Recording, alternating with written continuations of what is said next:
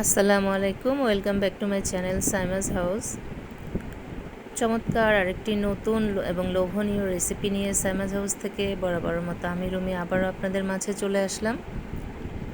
তো আজকে আমি পুষ্টিগুণে ভরপুর, ভিটামিনের পাওয়ার হাউস বলা হয় যাকে, সেই কচুর শাকের একটা রেসিপি নিয়ে চলে আসলাম।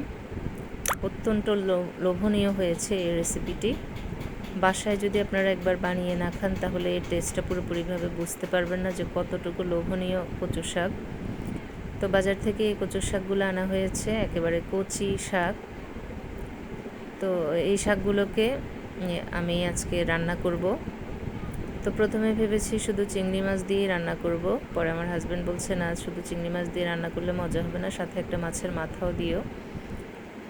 তো দুটো দিয়েই এই শাকগুলো আজকে রান্না করব। আর আমাকে রান্নাতে হেল্প করবে আমার হাজব্যান্ড।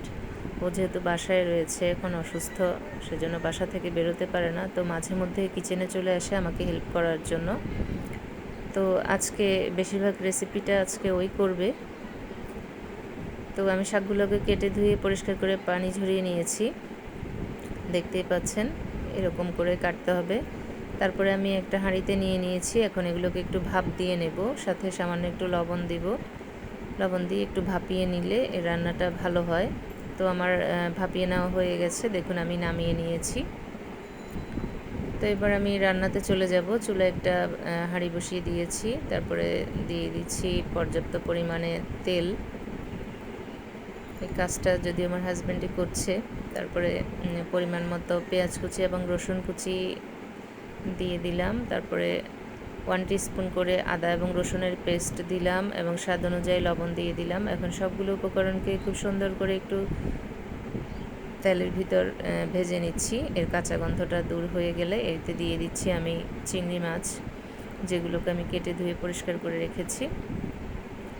এখন এগুলোকে খুব সুন্দর করে একটু ভাজা ভাজা করে নিয়েছি, চিংড়ি মাছ এবং পেঁয়াজ রসুনগুলোকে। তারপরে দিয়ে দিচ্ছি আমি টমেটো এবং কাঁচামরিচের ফালি।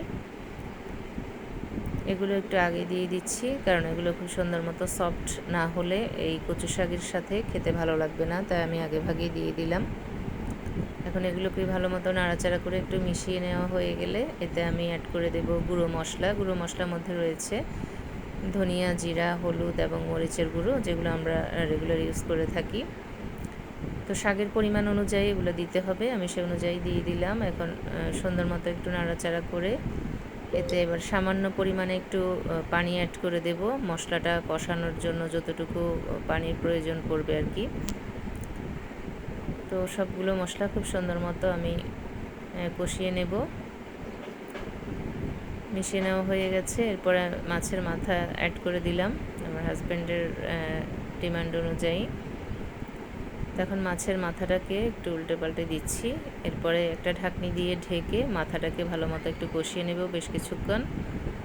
এদিকে একটা কাঁচা আম নিয়ে নিয়েছি, যেহেতু কচুর শাক একটু গলা ধরে, তাই একটু টক জাতীয় কিছু দিলে ভালো লাগে, যেহেতু এখন আমের সিজন, তাই একটা কাঁচা আম নিয়েছি। তো এদিকে আমার মাছের মাথাটাও খুব সুন্দর মতো কষিয়ে নেওয়া হয়ে গেছে, আমি অফ ক্যামেরায় বেশ কয়েকবার ওলট পালট করে দিয়েছি।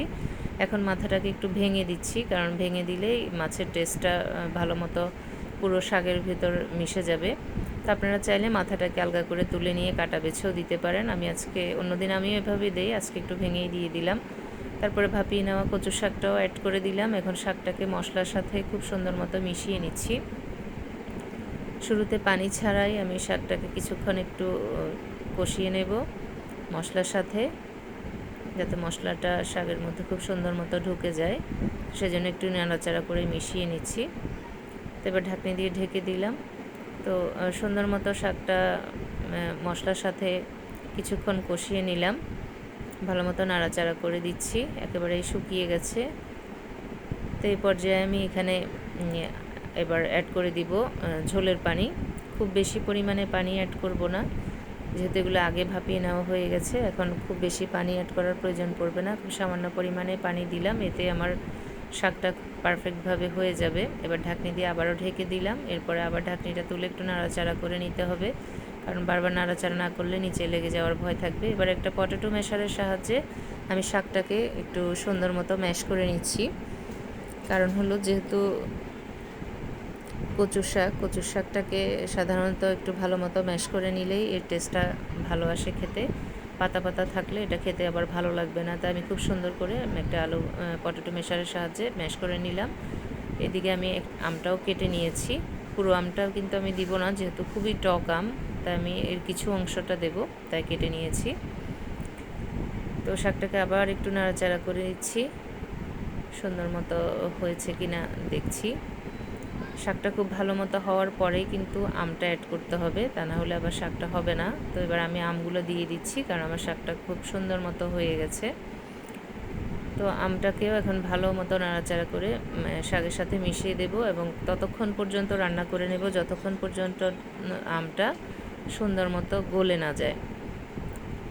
কারণ আমটা গলে একেবারে শাকের সাথে মিশে গেলেই শাকের টেস্টটা ভালো আসবে এবং গলা চুলকানোর ভয়টাও চলে যাবে। তো খুব সুন্দর করে আমি আমটা মিশিয়ে নিয়ে আবারও একটা ঢাকনি দিয়ে ঢেকে খুবই সামান্য সময়ের জন্য রেখে দেব, কারণ আমটা অলরেডি সফট হয়ে আছে, ওটা খুব দ্রুতই গলে যাবে। তো কিছুক্ষণ রাখার পরে আমি আবার একটু নাড়াচাড়া করে দিচ্ছি, দেখছি আমটা গলেছে কি না। মনে হচ্ছে না, আমটা আরও কিছুক্ষণ একটু হবে। তো সেজন্য আবারও একটু ঢাকনি দিয়ে ঢেকে আমি আমটাকে আরও কিছুক্ষণ একটু গলানোর জন্য সুযোগ দেব। এরপর আবার একটু ঢাকনিটা উল্টে দেখছি, আবার নাড়াচাড়া করে দেখছি আমার আমটা একেবারে গলে গেছে এবং শাকটাও একেবারে পারফেক্ট মতো আমার পছন্দনীয় পর্যায়ে রয়েছে, একেবারে মাখো মাখো অবস্থাতে আছে। তাই চুলার আগুনটা আমি অফ করে দিলাম। এবার চুলার উপর 10 মিনিট রেখে তারপর আমি সার্ভ করে দিয়েছি। দেখুন কতটা লোভনীয় লাগছে। সাথে দুটো কাঁচা আমের স্লাইস এবং দুটো শুকনো মরিচ ভাজা দিয়ে আমি সার্ভ করে নিলাম। এটা সম্পূর্ণ অপশনাল, দেখার সৌন্দর্য এবং খাওয়ার টেস্টের জন্যই দেওয়া। কেউ চাইলে এক্সট্রা শুকনো মরিচ খেতে পারেন, এর সাথে টেস্টটা ভালোই লাগবে। আশা করছি আমার আজকের এই হাজব্যান্ড ওয়াইফের লোভনীয় রেসিপিটি আপনাদের কাছে অনেক বেশি ভালো লেগেছে। চাইলে আপনারাও এরকম টেস্টি করে আমার রেসিপিটি ট্রাই করতে পারেন। আশা করছি আপনাদের কাছেও ভালো লাগবে।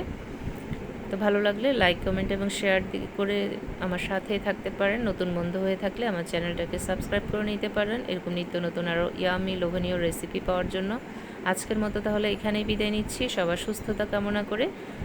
সবাই ভালো থাকুন, সুস্থ থাকুন, ঘরের খাবার খান, নিজে সুস্থ থাকুন এবং পরিবারের মানুষকেও সুস্থ রাখুন।